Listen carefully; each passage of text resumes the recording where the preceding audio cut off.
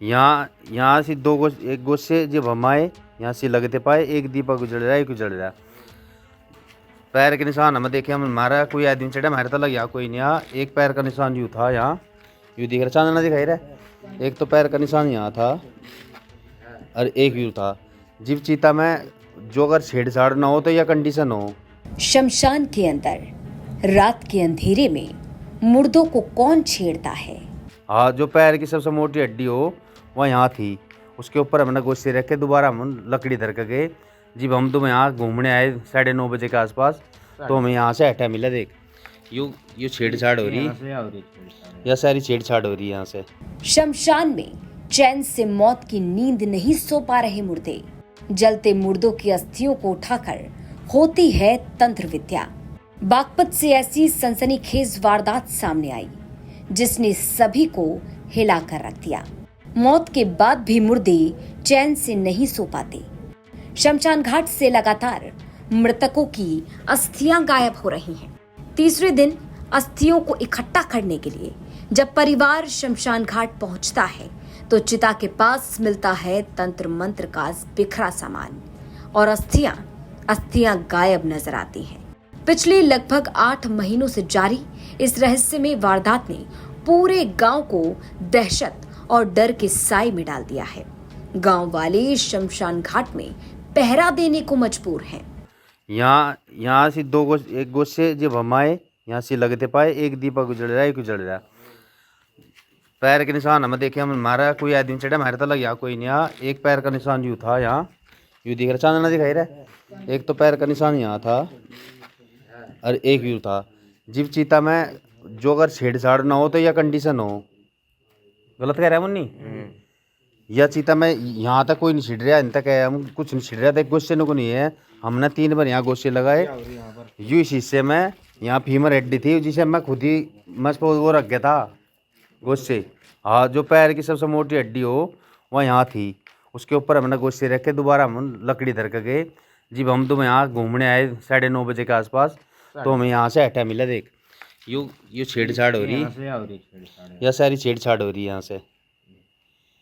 2 दिन हो गए और 2 दिन हो रहे सोने का पैरा देते आदमी, तो इसका हम पैरा देना करें। बागपत के दोघट थाना क्षेत्र के हिम्मतपुर सूजती गांव में इन दिनों एक रहस्यमय और रोंगटे खड़े कर देने वाली वारदात सामने आ रही है जिसने लोगों की नींद उड़ा दी। गांव के शमशान घाट से जलती चिता से मुर्दों की अस्थियां गायब हो रही हैं। मृतकों ने इसके पीछे तांत्रिक क्रिया का अंदेशा जताया। गांव वालों को शक है कि कोई तांत्रिक है जो जलते मुर्दों की अस्थियां चुराता है और फिर चिता के पास बैठकर तंत्र मंत्र विद्या करता है। आरोप है कि जब शमशान घाट जाकर अंतिम संस्कार करने के बाद में परिवार वाले घर लौटकर आ जाते हैं, लेकिन तीसरे दिन जब अस्थियां विसर्जन के लिए परिवारजन शमशान पहुंचते हैं तो उन्हें चिता के पास तांत्रिक क्रिया का सामान और अधजली लकड़ियां मिलती हैं, पर अस्थियां गायब नजर आती हैं। गांव के लोग बताते हैं कि ये सिलसिला लगभग पिछले 8 महीनों से जारी है। किसी को कुछ समझ नहीं आ रहा कि कौन है ये शख्स जो जलती चिता से अस्थियां निकाल ले जाता है और आखिर क्यों, क्या करता है इन अस्थियों का। कुछ ग्रामीणों को शक है कि ये किसी तांत्रिक का काम है जो तंत्र मंत्र साधना के लिए, काले जादू के लिए इन मुर्दों की अस्थियों का इस्तेमाल करता है। तो दिन में आदमी 2-3 बार शमशान घाट चले जाते हैं आदमी देखने के लिए, भाई कुछ अधूरा तो नहीं रह गया, भाई पूर्ण रूप से अग्नि को प्राप्त होगी नहीं होगे। तो हम सिर्फ शाम को करीब 9:30 बजे के आसपास वहाँ पहुँचे, तो मैं वहाँ 2 दीपे जले हुए मिले, 2 दिए। मतलब वहाँ पर जो उनकी अर्थी थी उनके साथ में छेड़छाड़ कर रखी थी, और अर्थी के साथ साथ में जो फीमर हड्डी, जब मैं वहाँ पहुँचा तो जो जांग की सबसे मोटी हड्डी हो फीमर, वो बाहर निकली हुई थी। मैंने उस पर जो उफड़े हो कंडे वे डालकर, लकड़ी डालकर मैं वहाँ से चला।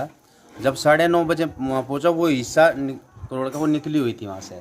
और ये दुर्घटना जी गांव में करीबन पिछले 7-8 महीने से लगातार चल रही। हमारी जो चिता लगाई जा उसमें हम तो फूल कह दें, हड्डी कह लें, तो उनके साथ में छेड़छाड़ करी जाती है और उसमें ठा भी लेते हैं, ठाते हैं उसमें। और जहाँ कल भी हमने उसका पहरा भी दिया तो भी हमें उसमें छेड़छाड़ पाई। और आज हमने फूल चुके जो भी हमें पाए थोड़े बहुत वे हमने हरिद्वार के लिए भेज दिए हैं।